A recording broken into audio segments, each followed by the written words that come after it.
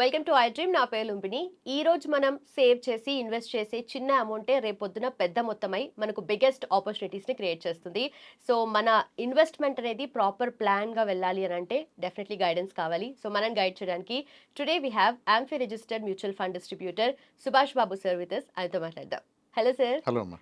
Sir, financial planning start చేసే వాళ్ళు first వాళ్ళకి ఇన్సూరెన్స్ ఉంటే బెటర్ లేదంటే ఇన్వెస్ట్మెంట్ పర్పస్ ఫస్ట్ అట్ట వెళ్తే బెటర్ అంటారు?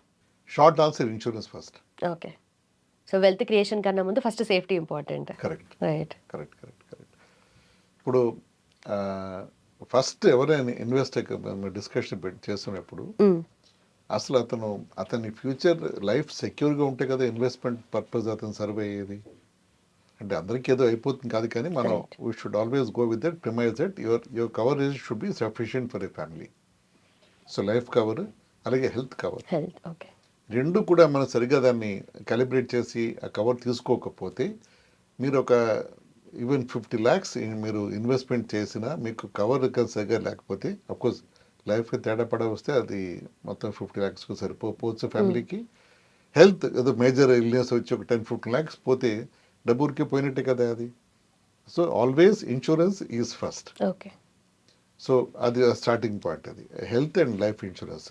దాంట్లో చాలా ఉన్నాయి. దాంట్లో ఇది బెటర్ అనేది మనం అది బ్రీఫ్గా డిస్కస్ చేద్దాం. ఇది అయిన తర్వాత ఒక ఎమర్జెన్సీ ఫండ్ పెట్టుకుంటాం మనం. అంటే మీ జాబ్ చేంజ్ సర్టిఫికెట్ చూస్తాం మనం, ఉద్యోగాలు పోతున్నాయి, అప్ స్కిల్ అవుతున్నారు, ఒక బ్రేక్ తీసుకుని 6 months 1 year బ్రేక్ తీసుకుని ఇలాంటప్పుడు ఫ్యామిలీ ఎలా రన్ అవుతుంది మీరు బ్రేక్లో ఉన్నప్పుడు? Emergency fund. అలా ఇంకొక హెల్త్ ఇన్సూరెన్స్ ఇష్యూ వచ్చింది, హెల్త్ ఇన్సూరెన్స్ కవర్ అవుతుంది, దాని టాప్అప్ కింద ఇంకొంచెం మీరు కట్టాలి మీ కో పేమెంట్లో. అలాంటప్పుడు మీ emergency fund will come in handy for you. Okay. So emergency fund and life insurance, health insurance, దీని తర్వాత మీ ఇన్వెస్ట్మెంట్ జర్నీ స్టార్ట్ అవుతుంది. రైట్. ఇంకో మోస్ట్ ఇంపార్టెంట్ పాయింట్ ఏమిటంటే ఇన్సూరెన్స్ని ఇన్వెస్ట్మెంట్గా చూడకూడదు. చాలా మంది అది తప్పు చేస్తారు. నేను ప్రీమియం కట్టాను నాకు వెనక్కి ఏమొస్తుంది అని అడుగుతారు. సో వెనక్కి ఏమొస్తుందని ఎక్స్పెక్ట్ చేసే వాళ్ళకి ప్రాబ్లం ఏంటంటే వాళ్ళు they tempted towards investment and insurance products రెండు ఉంటాయి.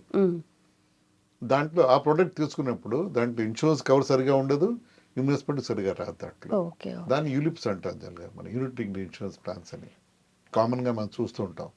ప్రీమియమ్స్ ఎక్కువ కడతాం, దాంట్లో మనం రిటర్న్స్ ఎక్కువ రావు, కవరేజ్ ఎక్కువ ఉండదు, ఎటు కాకుండా అయిపోతుంది దాంట్లో. So plain 1 year term plan తీసుకుంటే హై కవరేజ్, ₹1,00,00,000 కవరేజ్కి ఏజ్ 30 ఏళ్ళ వాళ్ళకి మా అయితే 60-70 రూపాయలు 10 ఏళ్ళు కడితే 6 లక్షలు మీరు కమిట్ అయితే చాలు, మీకు 1 crore కవర్ వచ్చేస్తుంది. నేను 30 నుంచి 80 ఏళ్ళ వరకు. జస్ట్ ఓకే రఫ్ నెంబర్స్ చెప్తాను. ఏజ్ బట్టి, తర్వాత స్మోకింగ్, నాన్ స్మోకింగ్, హెల్త్ బట్టి మారుతూ ఉంటాయి. రఫ్గా ఆ రేంజ్లో ఉంటుంది అనుకోండి అప్రాక్సిమేట్గాను. ఇది 1 crore is reasonable okay for a families needs. ఆ వ్యక్తి లేకపోతే ఫ్యామిలీ అట్లీస్ట్ ఇమీడియట్ ఇబ్బంది పడకుండా వాళ్ళ లైఫ్ గెట్ ఆన్ అవ్వగలరు వాళ్ళు. అదే కానీ మిగతా వాటి ఇన్సూరెన్స్ ఇన్వెస్ట్మెంట్ కలిపి తీసుకున్న ప్లాన్స్లో వాళ్ళు ₹1,00,000 ప్రీమియం కడితే ఏడాదికి 10 lakhs వచ్చే కవర్ వాళ్ళకి. 1 lakh ప్రీమియం కట్టినా 10 lakhs కవర్ దానికి. అలాంటి వాటికి అలాగే ఉంటుంది. అది జస్ట్ వీళ్ళు ఇన్సూరెన్స్ చేయకపోయినా ఓన్లీ ఇన్వెస్ట్మెంట్ చేసుకున్నా 10 lakhs వచ్చేస్తాయి కదా. అలాగే ఉంటుంది దాంట్లో. సో ఇది చాలా మంది తెలియదు. అంటే ఇది ఒక డెలికేట్ సబ్జెక్ట్ కాబట్టి మనం బియాండ్ పాయింట్ వాళ్ళతో డిస్కస్ చేయలేం, కానీ రియలైజ్ చేస్తే మంచిది. బట్ ఇది వెరీ బేసిక్ థింగ్ కదా సార్. అంటే ఇన్సూరెన్స్ కోసం చేస్తున్నామంటే it's not an investment, everyone has to know that. Exactly your right. So రేపొద్దు నేను లేకపోతే నా ఫ్యామిలీ బాధపడకూడదు, ఇబ్బంది పడకూడదు ఫైనాన్షియల్గా. బాధ డిఫరెంట్గా ఉంటుంది, ఇబ్బంది పడకూడదు ఫైనాన్షియల్గా అనే వాళ్ళకి ఇన్సూరెన్స్ టర్మ్ ప్లాన్ మస్ట్ అది. అలాగే హెల్త్ ప్లాన్ ఈ మధ్య చాలా హాస్పిటల్స్ బిల్స్ అన్ని ఎక్కువైపోతున్నాయి, అందరికీ ఏదో ఇష్యూస్ వస్తున్నాయి, ఇంట్లో వాళ్ళకి, పిల్లలకి, వైఫ్కి, లేకపోతే పేరెంట్స్కి వరకు వస్తుంది. కాబట్టి హెల్త్ ప్లాన్ సరిగా ఉండాలి. ఈ రెండు కానీ చూసుకుంటే మన ఇన్వెస్ట్మెంట్ మీద దెబ్బ పడదు, లేకపోతే మన ఇన్వెస్ట్మెంట్ ఎఫెక్ట్ అవుతుంది. అక్కడ కొంచెం డబ్బు తీస్తే మన జర్నీ, వెల్త్ క్రియేషన్ జర్నీ కొంచెం ముందు వెనక అవుతుంది. అది మనం గుర్తుపెట్టుకోవాలి. సో ఫస్ట్ ఇన్సూరెన్స్ ఇన్వెస్ట్మెంట్ కాదు, insurance only protection for me and my family అని గట్టిగా రాసి పెట్టుకుంటే బోర్డు మీద చుట్టూ 4 వైపులను అప్పుడు తప్ప కళ్ళు తెరవపడదు. బట్ ఏదైనా ప్లాన్ లో ఉంటుందా సార్? అంటే ఇన్సూరెన్స్ కోసం మనం పెడితే మనీ ఏదైనా ఫ్యూచర్ లో రిటర్న్స్ వచ్చేవి, లైక్ ఎనీ అదర్ ప్లాన్స్? ఉన్నాయి. అంటే మనం యూస్ చేసుకోకపోతే. ఉన్నాయి. అంటే పూర్తి డబ్బు వెనక్కి రాదు. కొంచెం 80%, 70% డబ్బు వచ్చే స్కీమ్స్ ఉన్నాయి. ఓకే. ఉన్నాయి. నమ్మొచ్చా సార్ అవి? నమ్మచ్చు. అవన్నీ అన్ని స్కీమ్స్ నమ్మచ్చు. రైట్. కానీ సూటబిలిటీ విషయం చెప్తాను నేను. సో సూటబిలిటీలో మనం చూసుకోవాలి. ఎంత మనం పెడుతున్నాం, ఎంత మనం వస్తుందో చూసుకోవాలి. అలా కాకుండా మనం అలాంటి స్కీమ్స్ మీరు అడిగిన వాటి స్కీమ్స్కి ప్రీమియం ఎక్కువ ఉంటుంది. ఓకే. అంతే కదా. ప్రీమియం ఎక్కువ ఉంటుంది. రైట్. అంటే యూజువల్లీ ఎంత ఉంటుంది స్టార్టింగ్? అంటే ఏజ్ మీద డిపెండ్ అవుతుంది డెఫినెట్లీ. బట్ అది మొత్తం ఓకే. దాన్ని డిఫైన్ చేయాలి. రైట్. నెంబర్ గెస్ కరెక్ట్ కాదు. ఏజ్ బట్టి ఎంత ప్రీమియం, ఎంత మీరు పాలసీ తీసుకుంటారని అన్ని దాని లెక్కలు ఉంటాయి దానికి. ఓకే. ఏదైనా సరే ప్లెయిన్ టర్మ్ ప్లాన్కి వర్సెస్ ఈ ప్లాన్స్కి ప్రీమియం ఎక్కువ ఉంటుంది. ఆ ప్లాన్ మీకు డబ్బు వెనక్కి వస్తుందని వాళ్ళు ఎక్కువ ఛార్జ్ చేస్తారు మీ దగ్గర. వాళ్ళు simple, okay. No free lunch అంటారు కదా, అలా ఏది డబ్బు వెనక్కి ఈజీగా రాదు. సో అలాగే కొన్ని ఇన్సూరెన్స్ స్కీమ్స్లో మీకు టైం మధ్య డబ్బు తీసుకోవచ్చు దాంట్లో వచ్చి. అలాంటి స్కీమ్స్ కూడా ఉన్నాయి దాంట్లో.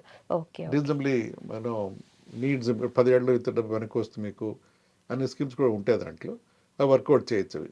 ఓకే. ఏదైనా సరే మీ ఫైనాన్షియల్ పొజిషన్ బట్టి, మీ నీడ్స్ బట్టి మనం దాన్ని స్ట్రక్చర్ చేయొచ్చు, టెలిమేక్ చేయొచ్చు ఇన్సూరెన్స్ ప్రొడక్ట్స్లో. ఓకే. ఇన్సూరెన్స్ అనేది చాలా చాలా important and very well understood and also very highly misunderstood concept అనుకోవచ్చు. ఓకే. అందరికీ ఇన్సూరెన్స్ తెలుసు అనుకుంటారు, కానీ చాలామంది మనం వాళ్ళతో మాట్లాడినప్పుడు ఎంత మీకు కవరేజ్ ఉంది అంటే వాళ్ళు ఈజీగా చెప్పలేకపోతున్నారు. వాళ్ళు ఎంతసేపు చెప్పేది ప్రీమియం ఎంత కడతారో చెప్తారు వాళ్ళు. ఇంకా దాంట్లో ఎంత కవర్ ఉంది మీకు, అంటే దేనికి వస్తుంది అంటే వాళ్ళు క్లారిటీగా చెప్పలేకపోతున్నారు. అది కొంచెం మన నాలెడ్జ్ డ్రైవ్ చేయాలి మనుషుల్లో, అప్పుడే అర్థమవుతుంది వాళ్ళకి. Right. But usually A age నుండి తీసుకుంటే better sir insurance? Very very good question. ఎంత ఎర్లీగా తీసుకుంటే అది ప్రీమియం తక్కువ ఉంటుంది. ఓకే. 25 ఏళ్ళకి ఉద్యోగం జాయిన్ అయిన వాడు తీసుకుంటే 1 crore టర్మ్ ప్లాన్ వాళ్ళకి బాగా తక్కువలో వస్తుంది. ప్రీమియం తక్కువ ఉంటుంది. వర్సెస్ 35-year-old పర్సన్ తీసుకున్న అతనికి ప్రీమియం ఎక్కువ ఉంటుంది, బాగా ఎక్కువ ఉంటుంది. ఓకే. అండ్ ఆల్మోస్ట్ డబుల్ ఆశ్చర్యపోక్కర్లేదు. సో ఎంత ఎర్లీగా తీసుకుంటే అది మంచిది. ఓకే. ఇవన్నీ కూడా ఒకటి లాంగ్ టర్మ్ ఇప్పుడు ఉండాలి. ఇన్వెస్ట్మెంట్ కూడా 25 ఏళ్ళ వ్యక్తి ఉద్యోగం చేరినప్పుడు ఈవెన్ వెరిపేర్ స్టార్ట్ చేసిన బాగా గ్రో అవుతుంది. అది 20 ఏళ్ళు 15-20 ఏళ్ళలో. అదే 40 ఏళ్ళకి స్టార్ట్ చేసినప్పుడు టైం ఎక్కువ ఉండదు కాబట్టి ఎక్కువ గ్రో అవుతుంది. సో అన్నిటికీ ఆల్వేస్ ఈజ్ టైం ఇవ్వాలి ఇన్వెస్ట్మెంట్ జర్నీస్లో. అండ్ మళ్ళీ వెయిటింగ్ పీరియడ్ ఇవన్నీ కూడా ఉంటాయి కాబట్టి ఇంకా ఒకవేళ ఏదైనా క్లెయిమ్ చేసుకోవాలి అనుకున్న తర్వాత ప్రాబ్లం అవుతుంది. అవును. నాకేం పర్వాలేదు, నాకు హెల్త్ ఇష్యూ నాకే లేదు కదా అనే ఫీలింగ్ ఉంటుంది. కానీ వాళ్ళకి తెలుసుకోవాల్సిన ఎర్లీగా స్టార్ట్ చేస్తే వాళ్ళకి బోనస్ కూడా ఎక్కువ వస్తాయి. నో క్లెయిమ్ బోనస్, వాళ్ళకి క్లెయిమ్స్ ఉండవు కదా, వాళ్ళకి వాల్యూ పెరుగుతుంటుంది, ఆటోమేటిక్గా సమ్ అష్యూర్డ్ వాల్యూ పెరుగుతూ ఉంటుంది. ఇవన్నీ చాలా బెనిఫిట్స్ చాలా ఉన్నాయి ఎర్లీగా స్టార్ట్ చేసుకుంటే. ఒక మంచి అడ్వైజర్ కలుసుకుంటే వాళ్ళు అడ్వైజర్కి సరిగ్గా వాళ్ళ డీటెయిల్స్ చూసుకుని గైడ్ చేయగలిగితే ఐడియల్ ఫర్ ది పర్సన్ అండి. Right sir, thank you so much. Thank you.